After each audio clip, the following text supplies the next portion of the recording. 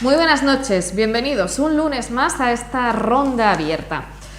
Hoy vamos a hablar de salud, porque la próxima semana, en concreto el próximo 9 de mayo, finalizará el estado de alarma y con él muchas de las restricciones vigentes para frenar la expansión del coronavirus. Aquí en Andalucía ya hemos relajado muchas de estas medidas después de que la pasada semana el comité de expertos decidiera que podemos permitirnos algunas libertades en algunos aspectos, porque decía el presidente de la Junta, Juan Manuel Moreno, que la evolución está siendo mucho más favorable de lo que se pensaba. Esta cuarta ola parece que no está siendo tan grave como se preveía.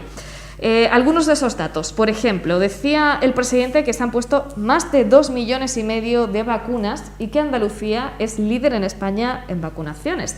También afirmaba que se han reforzado los centros hospitalarios con más camas UCI.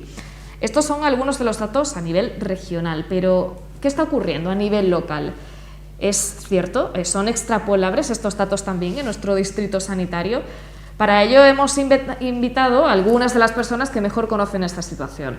Por un lado, Cristóbal Avilés, portavoz del Sindicato Médico de Málaga, aquí en Ronda. Buenas noches. Hola, buenas noches. También Agustín Rubira, en este caso portavoz de la plataforma, a ver si lo digo bien, porque yo todavía no me ha quedado muy claro el nombre después de 4 años aquí, Plataforma por una Sanidad de Calidad, ¿no?, en la Serranía de Ronda. Pública, que es lo más importante. Que es lo más importante. Habíamos invitado también, y esto quiero decirlo, al Partido Popular. Nos parecía interesante que algún miembro, algún representante de esta formación política estuviera en esta mesa, entre otras cosas porque es su partido el que está gobernando en Andalucía y queríamos saber también su punto de vista sobre algunas de las cuestiones que vamos a plantear. Se les invitó desde la pasada semana y esta misma tarde hemos recibido respuesta y nos han dicho pues, que declinaban el ofrecimiento. Así que el Partido Popular, que había sido invitado, no va a estar esta noche. Pero no pasa nada, vamos a contar qué es lo que está pasando y qué es lo que está ocurriendo en nuestro distrito y voy a empezar poniendo sobre la mesa esta situación, ¿no?, que dijo el presidente de la Junta de Andalucía. La cuarta ola en la Serranía está siendo menos virulenta que las anteriores. Bueno, si hablamos de incidencia acumulada, el número de casos activos en los distintos días conforme va pasando desde las últimas fechas aquí, en cuanto a incidencia acumulada, parece que está la cosa mejor, que no ha habido ese ascenso tan rápido, sino que más bien parece que hay un mantenimiento en unas cifras que están entre el riesgo alto, que es por encima de 150 casos en 14 días, y a veces por encima y a veces por debajo del riesgo extremo, que son los 250. Pero en cuanto a ocupación hospitalaria, por ejemplo, no está la cosa tan bien como podría deducirse de estas cifras de incidencia acumulada. Y es que hay que tener en cuenta que el hospital atiende a una población que incluye todo el área sanitaria serranía, pero también incluye una parte también de la Sierra de Cádiz, que al principio de esta cuarta ola había pueblos con una incidencia bastante alta y que ha habido bastantes personas ingresadas en el hospital, y que ahora últimamente pues que se mantienen, pues son pacientes mucho más jóvenes que en la primera, sobre todo que en la segunda y la tercera ola. Ya se va notando el tema de la vacunación, pero son pacientes jóvenes que se mantienen durante bastante tiempo con los síntomas, que muchas veces tienen que ingresar y que muchas veces ingresan con patologías graves, y que la estancia tanto en el hospital como luego en la UBI también es más larga, con lo cual con estas incidencias relativamente bajas, digamos, dentro del riesgo alto, el virus está todavía aquí, estamos vacunados y estamos ya con un índice de inmunidad bastante mejor que hace un mes y medio, pero en el hospital, por ejemplo, esta mañana había todavía 20 pacientes COVID, 16 en la planta y 4 en UCI. 4 pacientes en la UCI, teniendo en cuenta que ya la UCI, una vez ampliada, tiene 8 camas, ampliable a 10, tenemos prácticamente el 50% de la UCI todavía ocupada por pacientes COVID. Y a eso hay que sumarle que, desgraciadamente, conoceréis que también ha habido un incidente del tema de que eso habitualmente es un tema que puede pasar desapercibido, pero en una situación como la que estamos, que todos los pacientes que están ingresados en la UCI son COVID, pues se ha añadido el tema de que se detectaron unos gérmenes y ha habido que trasladar de nuevo a otra ubicación dentro del hospital a esos pacientes de UCI para poder proceder a la limpieza, desinfección y de nuevo tomar muestras para ver que se ha erradicado completamente este microbio y que hay absoluta seguridad para los pacientes que tengan que ingresar allí, que eso hay que hacerlo obligatoriamente cuando se detecta.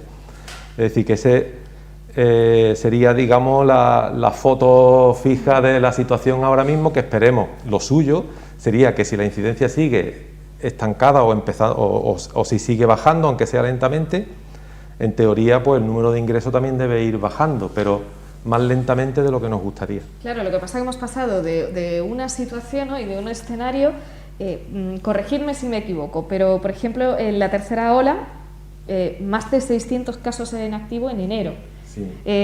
60 pacientes ingresados, sí. Un centenar de defunciones en apenas un par de meses. Claro, hemos pasado de esas cifras a ver ahora 182, una incidencia acumulada de 182 o 166 casos, y eso, claro, puede que nos esté relajando más de la cuenta. Claro. Eso es malo. Claro. Hombre, nosotros, creo que Cristóbal coincide conmigo, los dos somos sanitarios, uno no es activo y otro no, pero los dos somos sanitarios.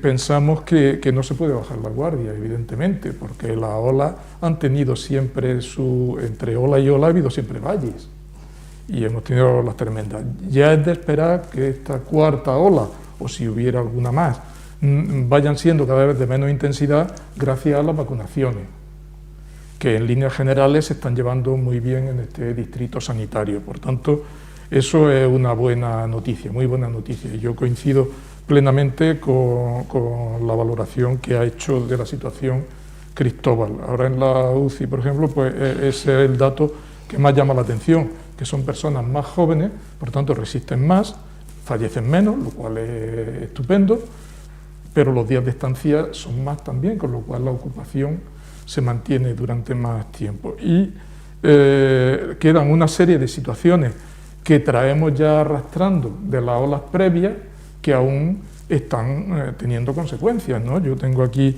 una relación, pues, por ejemplo, sigue habiendo dificultades para sustituir bajas de profesionales sanitarios, por enfermedades, vacaciones, jubilaciones, etcétera. Seguimos insistiendo en que desde la Plataforma Ciudadana por una Sanidad Pública de Calidad en la comarca, seguimos insistiendo, como digo, en que se declare o que se catalogue la serranía como una zona de especial necesidad desde el punto de vista sanitario y que se atienda no solo a las infraestructuras, que se están atendiendo en buena medida, como ahora desarrollaremos en esta tertulia seguramente, pero, y como ya han anunciado los portavoces del gobierno andaluz, pero también en cuanto a contrataciones. No solo números, sino también calidad de esas contrataciones, porque no es fácil fidelizar a sanitarios de todos los estamentos en esta comarca. Hemos tenido las recientes protestas de varios municipios del Bajo Genal, por ejemplo, por la falta de atención o de suficientes sanitarios. Sigue existiendo la controversia en cuanto a las consultas telefónicas o presenciales, que nosotros creemos que es un tema también que a valorar despacio y que creemos que no se ha comunicado adecuadamente a la ciudadanía los pros y los contras de este tipo de consultas, que por una parte, en una situación muy difícil, resolvieron muchos problemas y por tanto tuvieron una función muy positiva, pero también es cierto que esas consultas las debe decidir el sanitario de acuerdo con el usuario. Si no es así, si te llaman en la fila cuando estás en la cola del supermercado, o si tú necesitas que la cita sea presencial, pues porque lo que tiene que verlo el sanitario y a ti se te hace una consulta telefónica, pues evidentemente no te sienta bien. Y la ciudadanía ha manifestado ya varias veces su descontento con este tipo de consulta. Entonces creemos que se debe primero gestionar bien. Por supuesto que esas consultas siguen teniendo, las telefónicas siguen teniendo función, y las que deban de ser presenciales, que sean presenciales sistemáticamente y no que se diga, bueno, se hace la consulta telefónica y si ya el médico o el enfermero lo cree conveniente, ya le dará otra cita para la presencial. Eso es doble consulta. Esto daría para otro debate mucho más extenso sobre, al final, la calidad de la sanidad en nuestra comarca. Lo que sí es cierto es que hemos normalizado estas cifras, ya no nos parecen tan llamativas cuando vemos estos números, y muchos nos preguntamos, ¿hemos alcanzado ya esa meseta de la que hablan algunos expertos? ¿O en qué momento de la curva estamos aquí en la Serranía?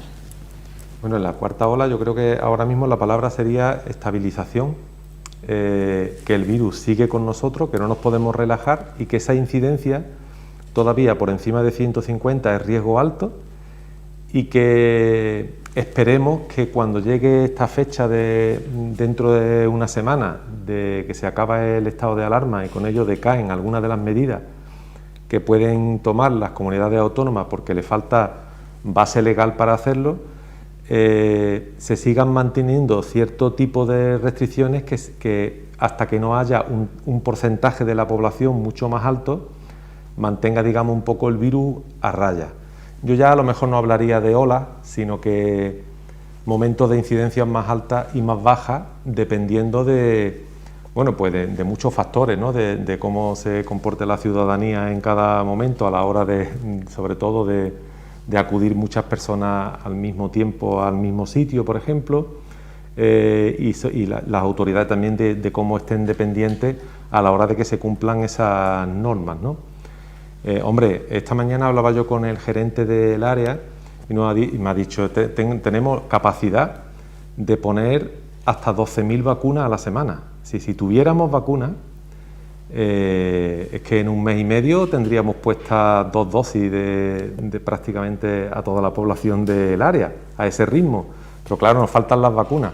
Entonces, medios se están poniendo para esto del tema de la vacunación y para otras muchas cosas más. Pero yo creo que ahora mismo lo importantísimo, la clave de cómo evolucione en los próximos meses la pandemia es lo que seamos capaces de hacer con el tema de la vacunación. Si nos llegan muchas vacunas y se vacuna a un 70-80% de la población antes de 3 meses, por ejemplo, pues de aquí a final de año yo creo que ya se podría empezar a hablar no tanto de restricciones, sino de cómo volvemos otra vez o en qué situaciones, por ejemplo, sería ya de nuevo obligatoria la mascarilla y en qué situaciones no sería obligatoria la mascarilla y este tipo de cosas, ¿no? Eso de verdad, claro, todavía no. Y eso que en nuestro área tenemos prácticamente ya más de un 30% de los habitantes del área con al menos una dosis puesta, es decir, que vamos por delante de la provincia de Málaga, porque bueno, además la provincia en su totalidad de Málaga va un poco por debajo de la media de Andalucía, ¿no? Pero afortunadamente aquí en el área estamos por encima de las cifras provinciales y eso es también una buena noticia. Bueno, y ya si veis prácticamente el tema de las infecciones o reinfecciones en sanitarios, en personas de edad avanzada que ya están vacunados en la residencia, eso prácticamente ha caído a niveles ya prácticamente casi anecdóticos, ¿no? Es lo que se quedaría una vez que se venza la pandemia con el tema de la vacunación, si tenemos la suerte de que no haya alguna desgracia tipo de nuevo mutaciones, porque hay zonas del mundo donde la multiplicación del virus se sigue haciendo a ritmos súper acelerados y que eso no tiene control ninguno y que eso favorece el que pueda haber nuevas mutaciones del virus que den al traste con las vacunas que se están poniendo ahora mismo. La famosa India, ¿no? Claro, eso es lo último que se está hablando, pero el virus lo mismo te muta en... Esto son números, es estadística. Mientras más millones de multiplicaciones haga el virus, mientras más número de contagio haya entre personas y el virus pase por más cantidad de personas y se multiplique más veces, más probabilidades matemáticas hay de que se produzcan esas mutaciones y que las mutaciones sean efectivas para que el virus mejore su capacidad de infectar. Es decir, que estamos un poco expuestos o vendidos también a lo que pasa en el resto del mundo, pero bueno, nuestro papel, el que podemos hacer, tenemos que hacerlo. Y hasta ahora se está haciendo bien, si no fuera por la falta de vacuna que evita que se alcance ese nivel de inmunidad a la velocidad que todo el mundo quisiéramos, ¿no? Sobre todo pues para los primeros, los que se ven en su negocio con trabas a la hora de poder abrirlo en su totalidad o de poder atender al público en su totalidad, o los ciudadanos que podamos acudir con tranquilidad a un sitio u otro y que esto ya acabara ya de levantarse, ¿no? El tema de la economía y todo esto. Y cuando hablamos de inmunidad de rebaño, ¿de qué cifras estamos hablando? Es en torno a un 70% Sí. de la población. Además, hay que tener muy en cuenta lo que ha dicho Cristóbal, las mutaciones. Clásicamente, en la facultad se nos decía que cuando los virus aparecen, los virus nuevos, generalmente a medida que van sufriendo mutaciones por paso de unos seres humanos a otros, no hablo del salto de animales a seres humanos, sino ya una vez que están establecidos en el ser humano, a medida que van pasando de unas personas a otras, van perdiendo casi siempre eficacia. Y parece que esa ha sido la dinámica de casi todas las pandemias virales que ha habido en la historia, como pasó, por ejemplo, con la gripe mal llamada española de 1918, que perdió sola, entonces no había vacunas ni nada, su fuerza, y al cabo de 2 años aproximadamente desapareció prácticamente. Pero en este caso todavía no se sabe, es todo tan nuevo que no sabemos si algunas de esas mutaciones serán más virulentas y más agresivas que las anteriores. No lo podemos. Entonces yo creo que hay que seguir con la guardia alta y habrá que seguir usando mascarilla, incluso aunque estemos vacunados Sí. un 70% de la población o cifras próximas, hasta que se vea si aunque se suponga que hay inmunidad de rebaño, hasta que se sepa si esas mutaciones respetan la vacuna o no. Claro, Es y decir, eso hace tardar un tiempo. Además, aunque tuviéramos suerte y no hubiera mutaciones que dieran al traste con los efectos de la vacuna, esto ya sería cosa más que hubiera un epidemiólogo o un inmunólogo, ¿no? para decirlo, pero la inmunidad de rebaño, mientras más contagiosidad tiene el virus, más alto tiene que ser el porcentaje de la población que tenga inmunidad para que se quede más controlado. Es decir, que en enfermedades más contagiosas, como está demostrando esta última variante británica, que es ya la que está aquí como normal, al tener un índice de contagiosidad más alto, la inmunidad de rebaño necesita de un tanto por ciento mayor.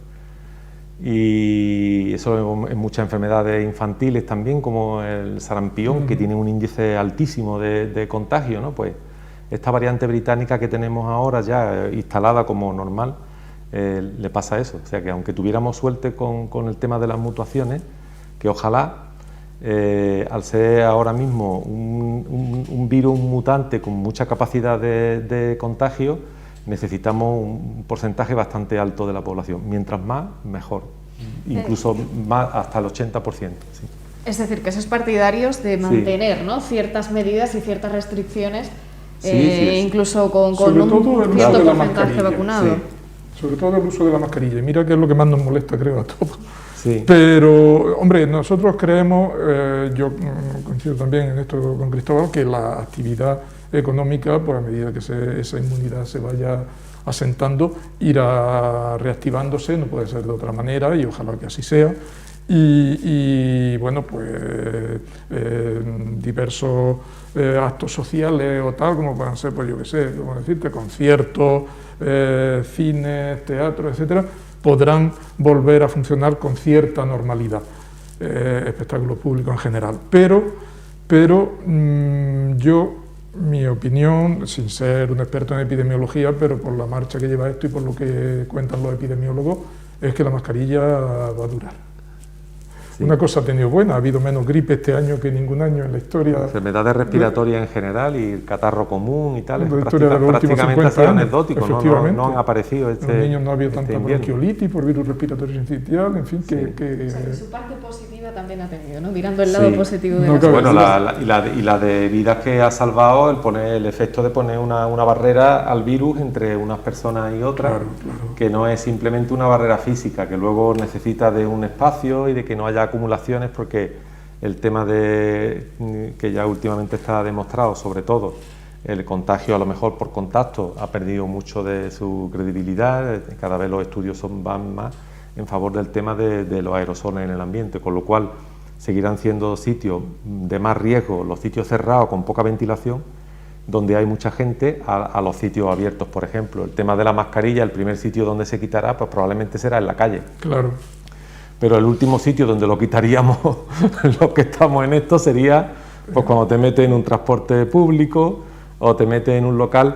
Justo parecerá que es lo contrario que estamos haciendo ahora últimamente, porque, por ejemplo, el tema de la restauración en las terrazas, ahí hay bajo riesgo, pero luego cuando te metes en interiores, si no hay la ventilación adecuada, es que es justo la tormenta perfecta, porque se acumula mucha gente y lo primero que se hace en el interior es quitarse la mascarilla. Bueno, hay gente que se la vuelven a poner cuando se ha tomado lo que están tomando en casa, lo mismo, allí hay claro. Sobre todo en invierno. Hombre, ahora con el tiempo que viene, tiempo atmosférico me refiero, de temperaturas más agradables, ya hemos terminado el invierno, incluso por esta zona de la sierra. Ya se favorecerá mucho más la estancia en el exterior y los interiores seguramente pues estarán también mejor ventilados. Todo eso irá favoreciendo, pero no es favoreciendo o que signifique un punto de inflexión a la hora del desarrollo de la pandemia y de ponerle dificultades al virus, pero que va a seguir ahí y que nos va a seguir dando guerra, eso está clarísimo, por lo menos por ahora. ¿Qué vacuna os habéis puesto? Pues a mí me tocó la de Pfizer. ¿Pfizer? Janssen. ¿Diferencias, similitudes? Bueno, son distintos. Son distintos los mecanismos de fabricación. La eficacia parece que es algo más alta la de Pfizer que la de Janssen. La ventaja de la de Janssen es que es una sola dosis. Entonces, bueno, yo estoy muy contento. Pero vamos, efectos secundarios, ¿no? No tuve ninguno. Pero que yo me hubiera puesto la que me hubiera... Vamos, de hecho me puse la que me pusieron, yo no pregunté siquiera, me enteré de que había sido Janssen cuando ya me entregaron el documento donde acreditan que está vacunado. Y la de Pfizer pues son dos dosis. De todas maneras, lo que dicen también de la de Janssen, los epidemiólogos que yo he oído, es que incluso, aunque su porcentaje de eficacia sea un poco menor que la AstraZeneca o Pfizer o Moderna, pero que en caso de padecer el contagio, los síntomas o la sintomatología casi siempre es muy atenuada, no sería tan grave como si no estuviera vacunado. Entonces, bueno, pues yo creo que cualquiera de las cuatro... la que toque en ese momento. La verdad es que, hombre, los que estamos un poco más metidos en el mundo sanitario y sabemos cómo funciona el tema de autorizar un medicamento a la hora de ponerlo para que se utilice o autorizar su uso para el tratamiento o la prevención de esa enfermedad, como es el tema de las vacunas y tal, muchas veces no entendemos las polémicas que han surgido como con la vacuna de AstraZeneca, no llegamos a entenderlo.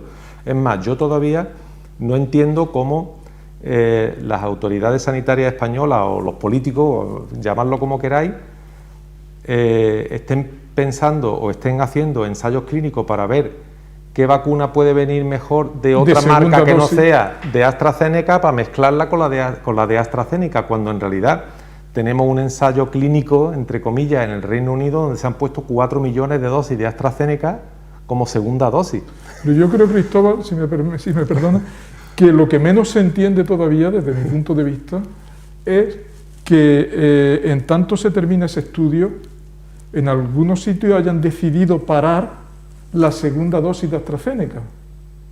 Porque yo entiendo que si se dice, bueno, se está haciendo un estudio para ver si los que tienen una primera dosis con AstraZeneca pueden recibir una segunda dosis con Pfizer para el caso de que faltaran vacunas de AstraZeneca por estos problemas que ha habido previamente, etcétera.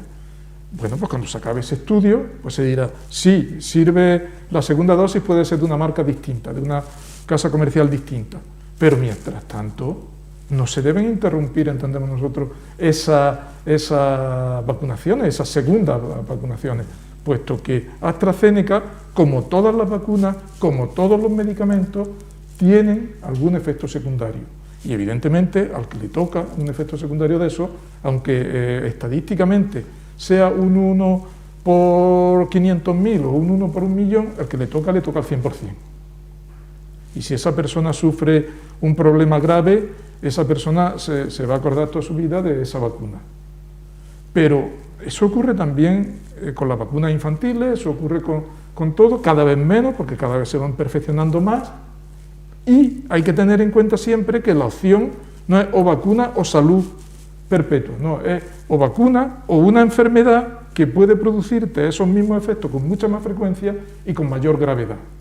Por eso no nos cansamos de insistir en la necesidad de las vacunas infantiles y no nos cansamos de insistir en la necesidad de vacunar contra el coronavirus. Puede que en todo esto los medios de comunicación también tengamos gran parte de la culpa. Pues sí, porque al poner el foco de la inmediatez en la que rápidamente un caso se propaga, claro, salen todos los medios de comunicación, esto también puede generar claro, nadie sale en los Claro. medios de comunicación diciendo hoy se han vacunado en el mundo 999.999 personas con AstraZeneca y no ha ocurrido nada.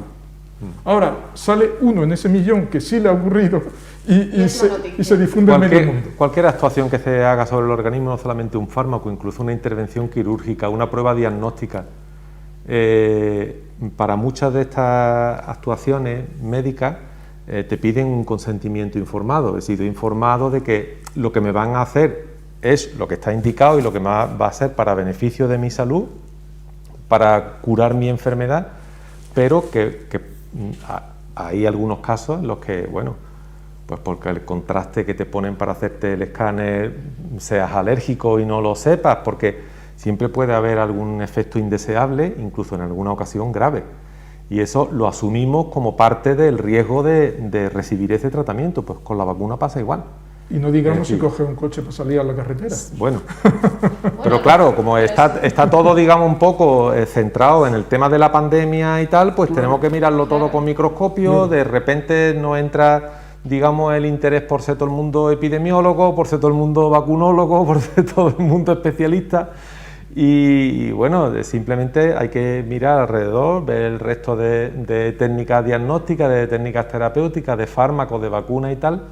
Y estamos hablando prácticamente casi de lo mismo. Es más, este efecto indeseable es en la serie donde ha sido más frecuente, una por cada 100.000, 150.000.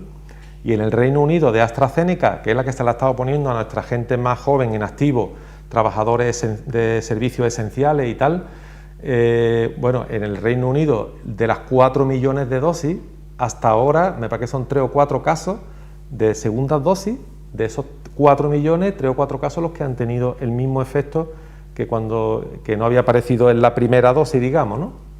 Es decir, que 10 veces todavía menos frecuente cuando tú te has puesto la primera dosis y no has tenido ningún efecto, mucho menos frecuente cuando te pones la segunda. Es decir, que yo creo que la gente que se ha puesto la primera dosis, la segunda dosis que no tenían ni que plantearse cómo hacerlo, cuándo hacerlo o si utilizar otro fármaco distinto. Es decir, no terminamos de entenderlo. Esto se une a otra realidad que también la habéis puesto sobre la mesa. Es verdad que el ritmo de vacunación aquí en nuestro distrito sanitario está siendo de los mejores en la provincia de Málaga, pero Málaga es la peor de todas las provincias de Andalucía, cuando nuestro distrito sanitario ha sido uno de los peores de toda Andalucía.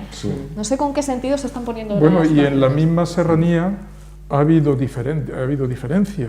El Distrito Sanitario Serranía creo que ha estado más diligente y digamos que técnicamente, en el sentido de la organización, mejor, por ejemplo, que en algunas zonas de poblaciones de la propia Serranía de Ronda, perteneciente al Distrito de Sierra Norte de Cádiz o al distrito del Hospital de Antequera, como es Cañete la Real, que aunque sea una población implantada plenamente en la serranía, inexplicablemente pertenece al Hospital de Antequera, al distrito sanitario de esta zona, y a las personas de más de 80 años le hacían ir, pertenecientes a pueblos pequeños de esta zona, le hacían al principio ir a poblaciones más grandes, bien a Campillo, bien a Antequera, etcétera, a vacunarse, con los problemas y las molestias que eso causaba. Ya eso también desde la plataforma lo dijimos en su día y se corrigió, pero bueno, eso aquí en el distrito afortunadamente no se ha dado, ¿eh?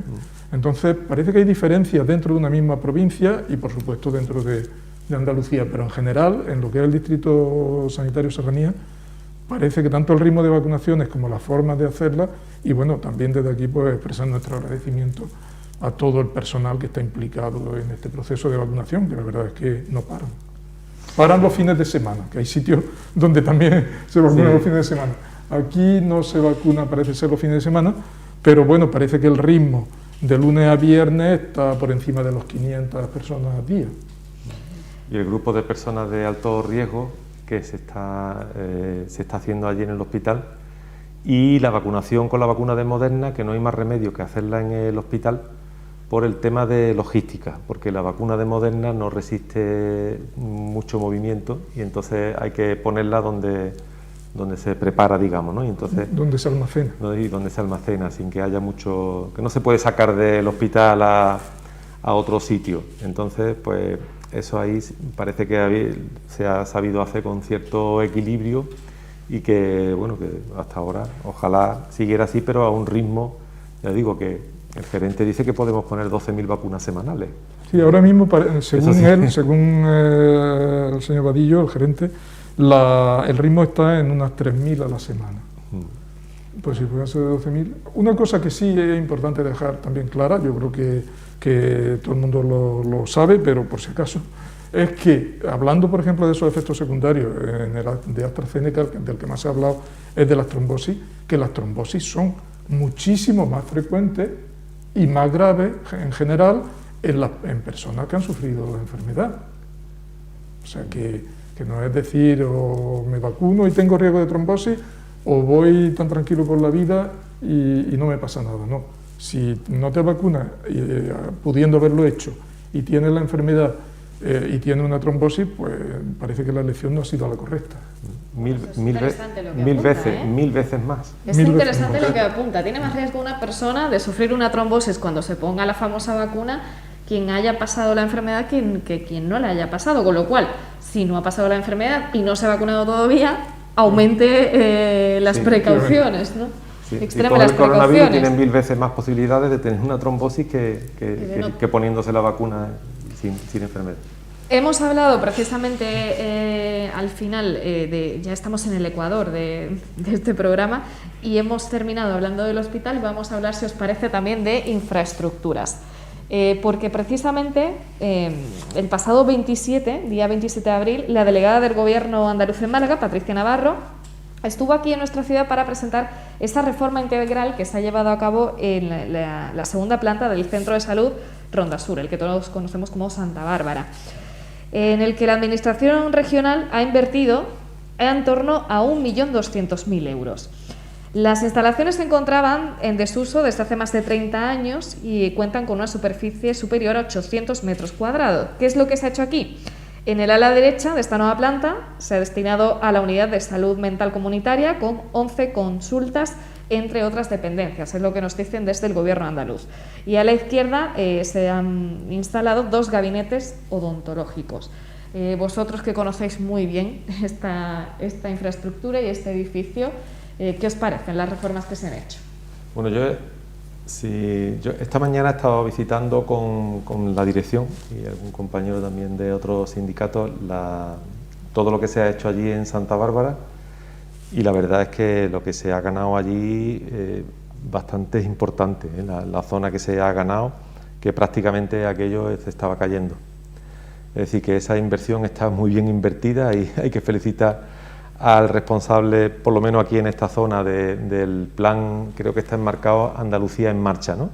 Es el plan desde el que ha salido, igual que las reformas que se han hecho en algunos centros de salud del área, en la zona de Algatocín, de Cortes de la Frontera, de Benoján y el Burgo.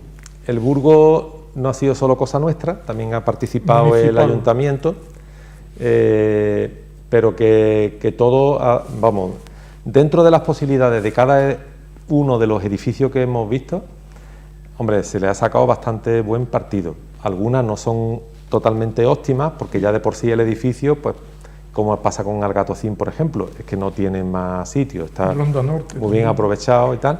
Ronda Norte se hizo porque es que no quedaba más remedio, porque si tienes que atender urgencias en atención primaria y no tienes otro sitio, el que tienes que adaptarlo, porque mucho hemos tardado en poner circuitos diferenciados.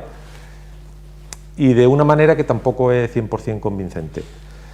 Ahora, en este caso en Santa Bárbara, en estos 800 metros, pues la verdad es que ahí se va a empezar ya, según nos han contado, el traslado de toda la unidad de salud mental comunitaria que está en la parte de abajo, digamos, ¿no? Se va a pasar a esta parte nueva.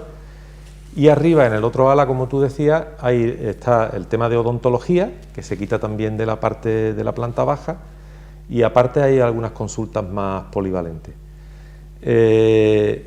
Esto parece que lo que va encaminado, o por lo menos es la intención o es el proyecto que se quiere tomar ahora en el plan funcional, que se va a empezar a discutir o a poner sobre la mesa ahora.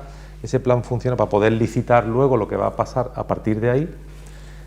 Lo digo por lo que se comenta, ¿no?, de Santa Bárbara, que parece que al final las urgencias de atención primaria que están ahora en Ronda Norte, en el ambulatorio, pasarían allí. Hay mucha duda Es el primer paso, desde luego, el primer este paso. asunto. Sí, esto es, con los espacios que tenemos y los edificios que tenemos, yo creo que se ha ido haciendo, por lo menos aquí en Ronda, hay un poco como un Tetris, que tienes que dejar libre un sitio para poder meter algo mientras que puedes reformar lo otro, ¿no?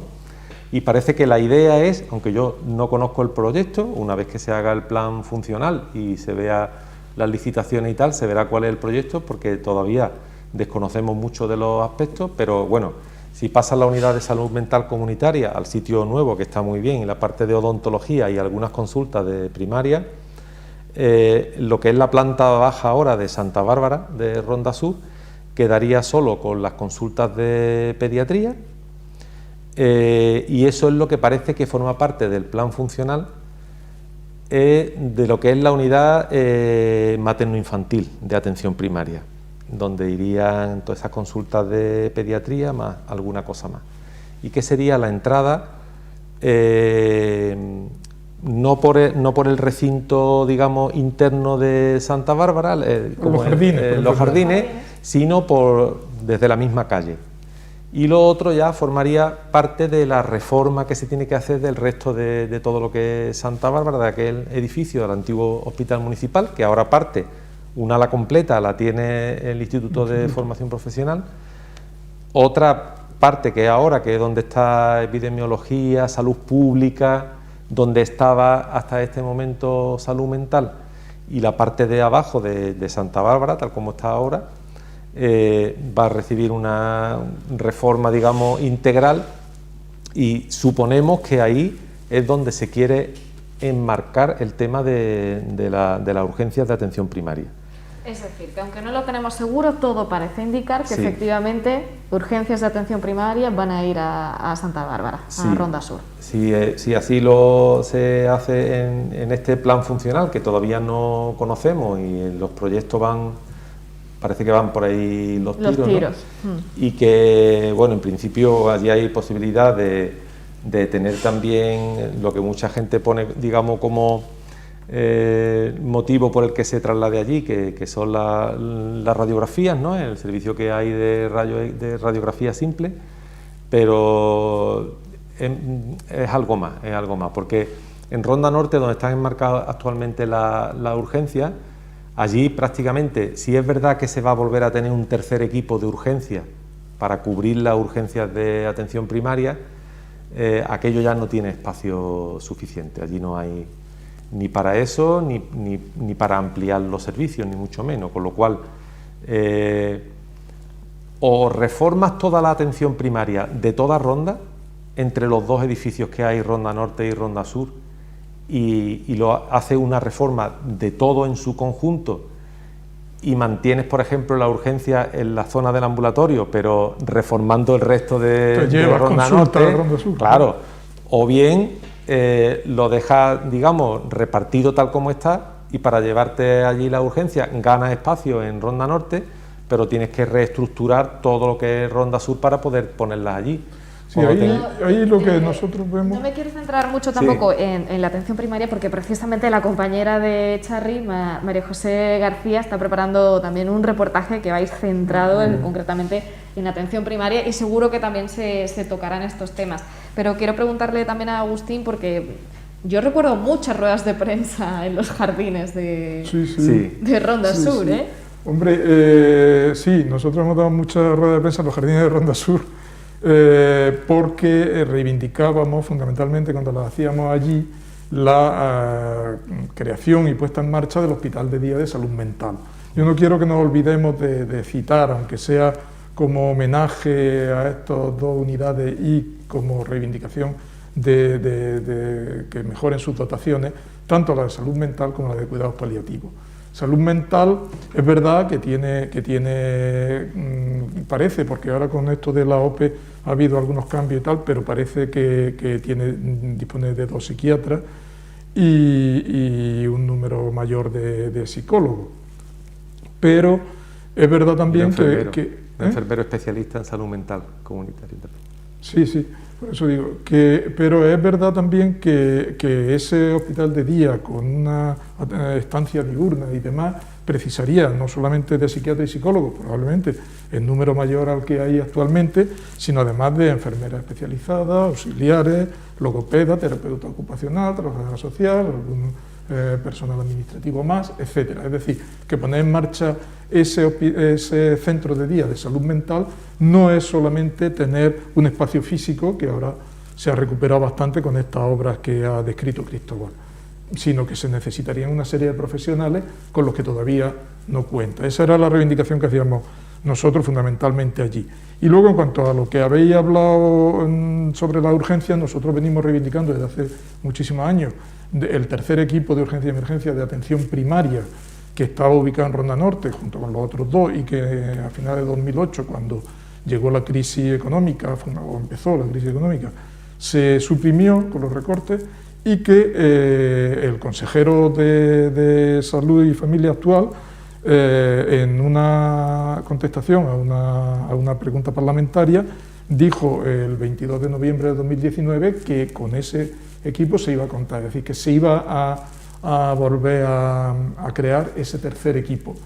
¿Dónde se van a poner? Pues lo que ha comentado Cristóbal, y nosotros, aunque sí es verdad que aquí está la radiología de atención primaria en Ronda Sur y demás, pero nos preocupa desde la plataforma el lío un poco de callejeo que tendrían que hacer las ambulancias para acceder o salir a ese centro de Ronda Sur con una cierta fluidez, con una cierta rapidez. Eso es lo que más nos preocupa, pero en fin, como tú dices, eso se puede analizar más despacio en la próxima tertulia. Lo haremos. Perdóname, sí. Es que estaba hablando Agustín del proyecto de centro de día de salud mental, y yo creo que la Junta ahora ya ese proyecto no lo está manejando, ni la Junta ni el Servicio Andaluz de Salud. Pues una reivindicación de la familia. Sí, pues yo creo que no lo tienen en mente ahora como un tema prioritario, sino más bien centrarse en la atención a la salud mental comunitaria y el tratamiento de forma intensiva, pero tal como lo que es el centro de día como tal, yo creo que ahora mismo no entra dentro de, también le preguntaba a algunas personas relacionadas con el tema. No a todas, por eso tampoco lo quiero decir de forma tan tajante, pero creo que ahora mismo no lo tienen como algo prioritario. Es decir, que ese tema, y ya también nos dijeron hace tiempo que el tema de la urgencia de psiquiatría y de las camas hospitalarias dedicadas a la urgencia de psiquiatría también se había... esto de agudo. Sí, sin embargo, de agudo eso también nosotros creemos, las camas para agudo, para salud mental, nosotros creemos que ambas cosas son necesarias. El centro de día se dispone en muchos sitios, incluso comarcales, no es tampoco una originalidad nuestra, y familias de pacientes afectados por problemas de salud mental lo han reclamado y lo siguen reclamando. creemos que tiene unas características algo distintas o bastante distintas de lo que es una mera consulta. Que por supuesto hay que empezar porque haya consultas suficientes.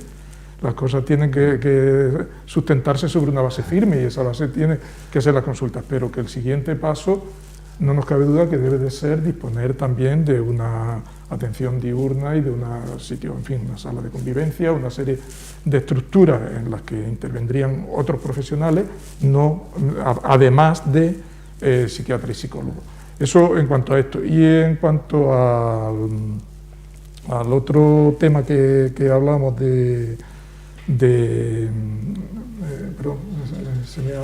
Investigaremos lo del centro de día de salud mental. Era lo que... Hablábamos de urgencias también. Eso de la urgencia, lo del tercer equipo, ya digo, está anunciado por el consejero como una cosa que se necesita y que se va a hacer. Lo que ya no está tan claro es que se pretenda o que se vaya a hacer lo que también pedimos y seguimos reivindicando, que es que tenga aquí una base estable la EPES, la Empresa Pública de Emergencia Sanitaria /061, que creemos que por la distancia en tiempo real que hay desde cualquier punto de la comarca al Hospital de Referencia de Málaga y por las carreteras que aún seguimos teniendo y digamos, de comunicación en el interior de la serranía y con el exterior todavía relativamente deficitaria, pues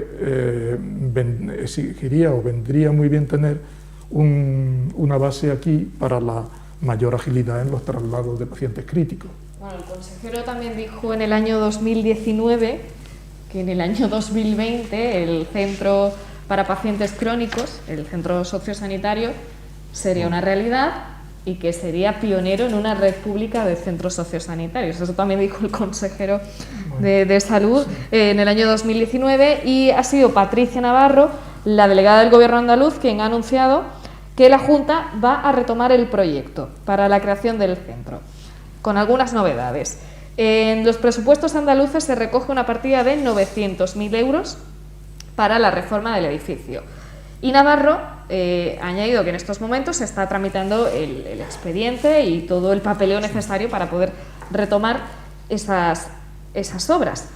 Que ese expediente podría estar finalizado en un plazo de 2 meses, es decir, que podría ser que en este verano ya estuviera completado el trámite y que a partir de ahí se procedería a sacar la licitación del proyecto de arreglo, y esto es, lo dijo tal cual, cito literal, la posterior cesión de uso a una entidad sin ánimo de lucro. Esto ha hecho saltar las alarmas, primero por la tardanza con la que están ejecutando este proyecto, que ya tenía que estar finalizado, eso para empezar por ahí.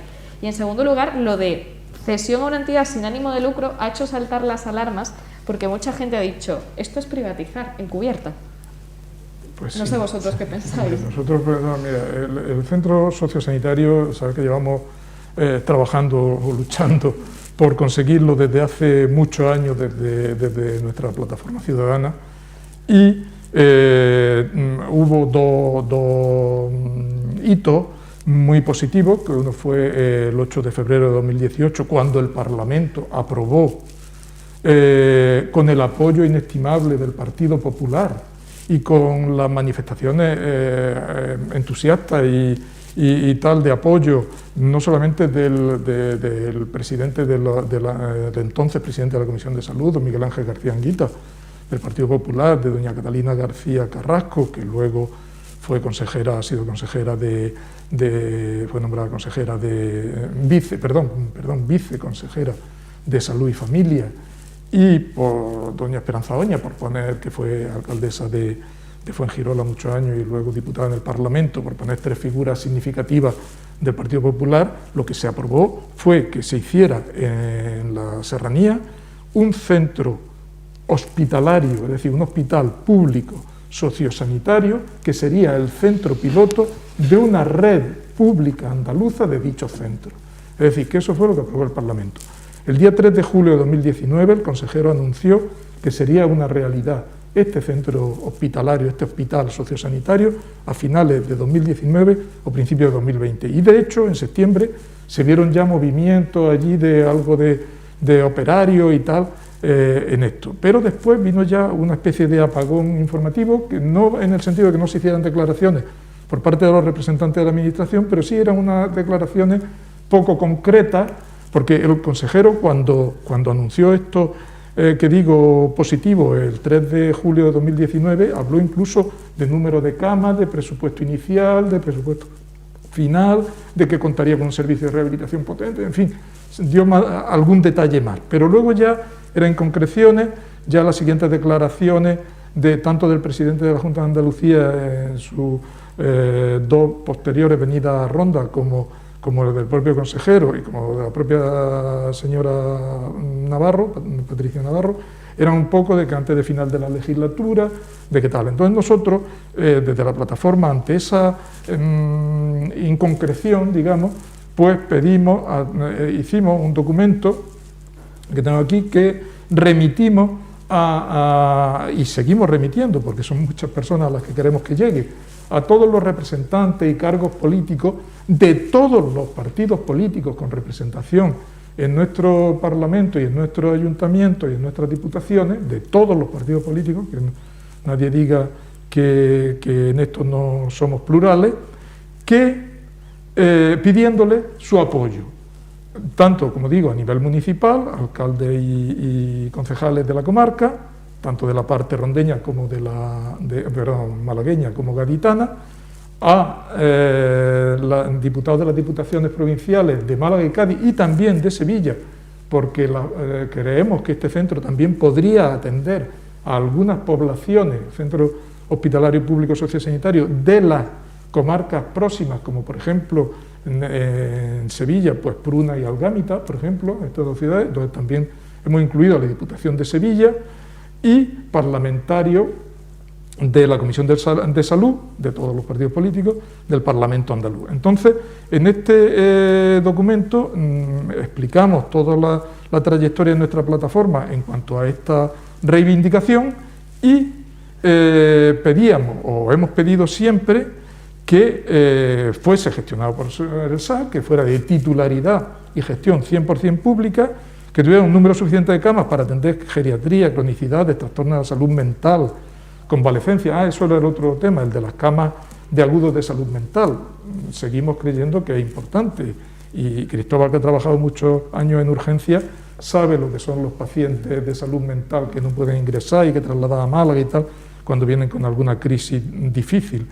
Convalecencias prolongadas, pacientes en la fase final de su vida, etcétera, que no puedan recibir, por diversas circunstancias, sanitarias o familiares o personales, una adecuada atención en su domicilio. Un potente servicio de rehabilitación que descargue al del Hospital Comarcal y que cuente entre sus instalaciones con una piscina climatizada para fisioterapia, muy importante en todos los centros sociosanitarios, un hospital de día para pacientes que requieran atención pero que puedan pernoctar en su domicilio, pisos o viviendas tutelados para pacientes con cierta autonomía y un personal compuesto por profesionales sanitarios de todos los estamentos, expertos en geriatría, enfermedades crónicas, rehabilitación, fisioterapia, trabajo social, cuidados paliativos, terapia ocupacional, logopedia, salud mental, además de administrativos, celadores, etc. Bien, esto es lo que hemos pedido reiteradamente y creíamos que esto era así. La última manifestación del consejero a este respecto, que fue el día 8 de marzo,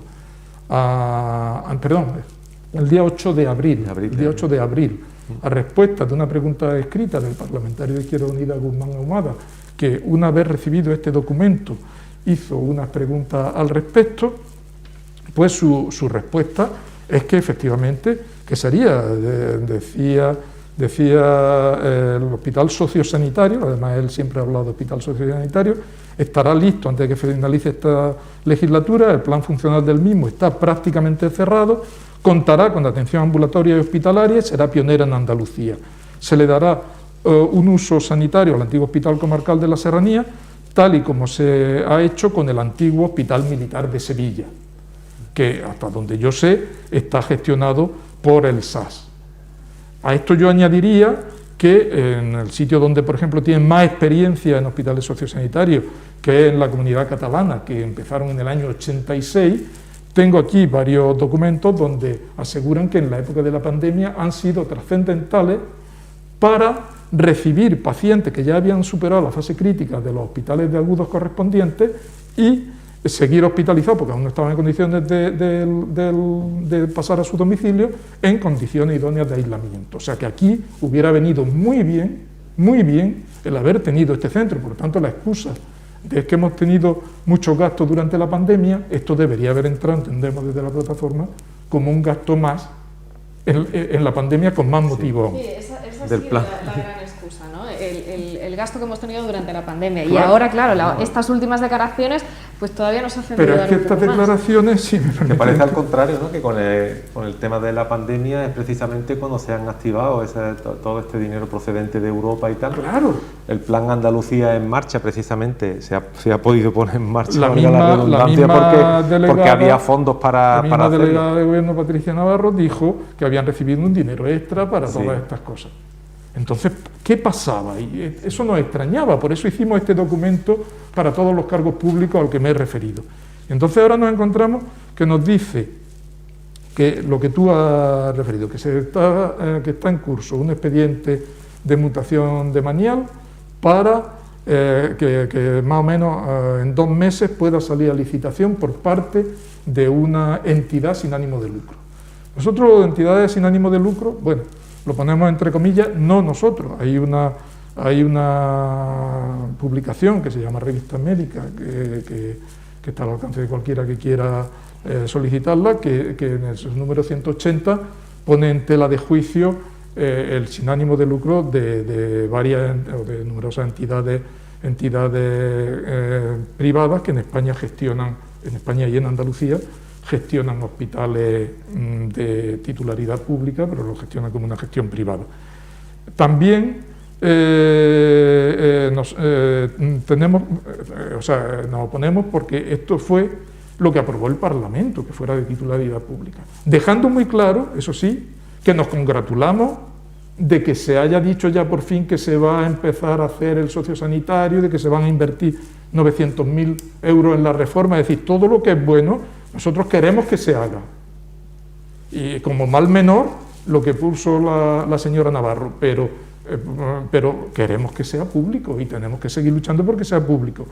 ¿Y por qué? Porque ponerlo, primero, decía la señora Patricia Navarro, que no se puede dejar en manos de cualquiera. Bueno, el sistema sanitario público andaluz, el SSPA, no es precisamente un cualquiera.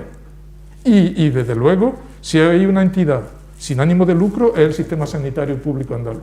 Luego ponerlo en manos del Servicio Andaluz de Salud, del sistema sanitario en general, en la Consejería de Salud andaluza, entendemos que es lo mejor. Luego, porque tanto los contratos como las dotaciones tecnológicas y demás, entendemos que probablemente, creemos, evidentemente esto es una suposición, van a ser mejores, de más calidad y más numerosos si lo hace el Servicio Sanitario Público de Andalucía que si lo hace una empresa con gestión privada.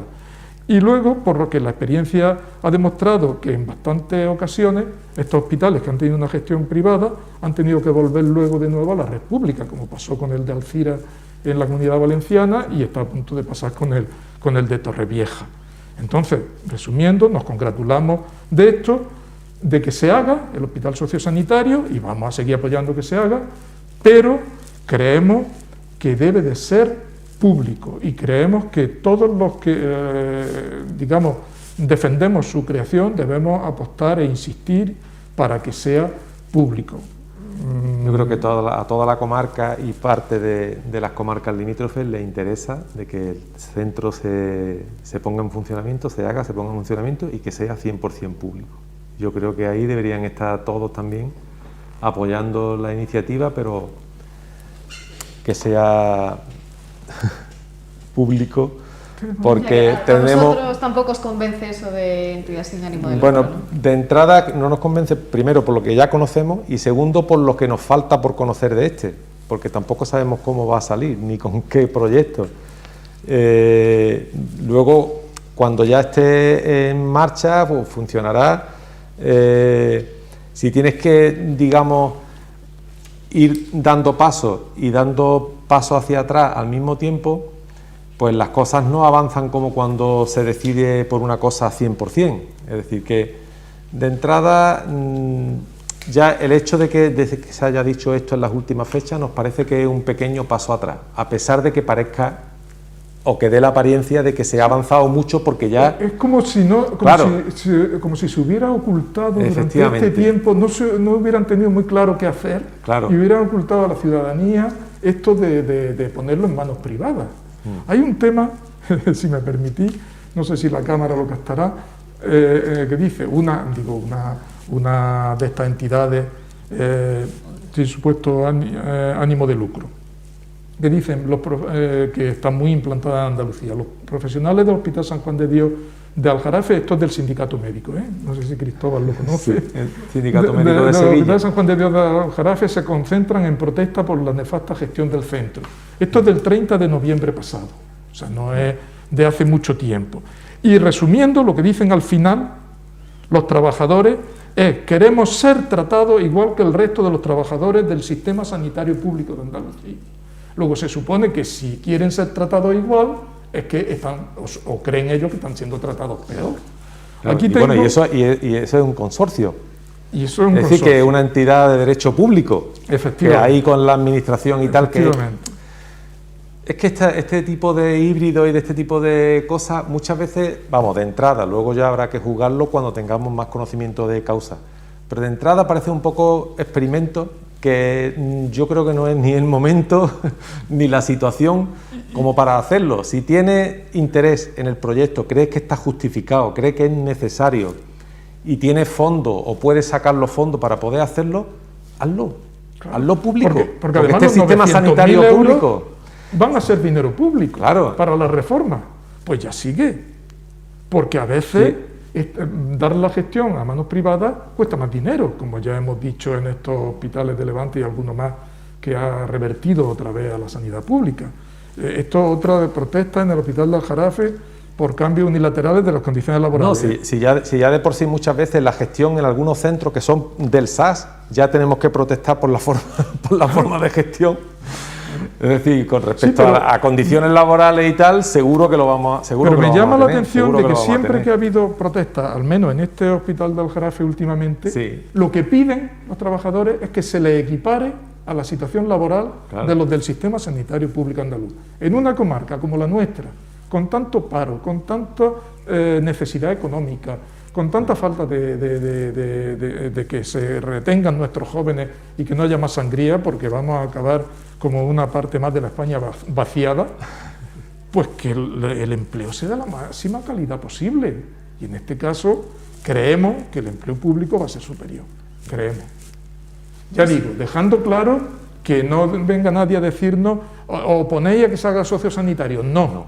Hemos luchado mucho por él para que ahora no queramos que se haga, pero sí que sea un hospital, que no nos vayan a hacer ahora una residencia para mayores, y que tenga empleo de calidad y tecnología de calidad, es decir... Con garantías. Sí. Con garantías. Nos hubiese encantado que hubiese estado aquí algún miembro del Partido Popular para que nos contestara alguna de esas dudas. No ha podido ser. Agradezco en cualquier caso enormemente a Cristóbal Avilés, portavoz del Sindicato Médico de Málaga aquí en Ronda, que haya estado con nosotros. Muchas gracias. A vosotros, como siempre. Agustín Rubira, portavoz de la Plataforma por una Sanidad Pública y de Calidad en la Serranía. Muchísimas gracias. Y por un sociosanitario público. Un sociosanitario público. Por un sociosanitario público. Muchas gracias. La Plataforma va cambiando el nombre conforme se van consiguiendo logros. Yo creo que deberíamos hacer un debate para cortar el nombre, Agustín, para ponerlo más va variando conforme se van consiguiendo unos logros. Y vamos cambiando por otro. Hay otra meta. Claro. Vamos cambiando por otros, porque empezó con hospital ya, ¿no? Claro, es que esta plataforma surgió en el año 98 por el nuevo hospital de la Serranía de Ronda, se llamaba. Y eso, pero ese nombre se ha mantenido, pero claro, ya el nuevo hospital está. Claro, ahora tenemos que ir a por otro objetivo. En definitiva, como nosotros lo que defendemos la sanidad pública, pues hemos creído que es más genérico decir en defensa de la sanidad pública, ¿no? Que engloba pues todas las reivindicaciones. Yo quiero agradeceros muy especialmente, Paloma, el que hayáis tenido esta iniciativa de esta tertulia, a ti y al canal Charri, y a Televisión, porque hace muchos años que no se celebran tertulias, por lo menos que a mí me inviten de temas serios. Bueno, es lo que estamos intentando hacer, es lo que hemos intentado hacer esta noche. Yo espero que a ustedes también les haya parecido interesante, les haya servido también para aclarar algunas dudas y, por supuesto, lo volveremos a hacer la próxima semana. Muchísimas gracias por acompañarnos y que tengan una buena noche.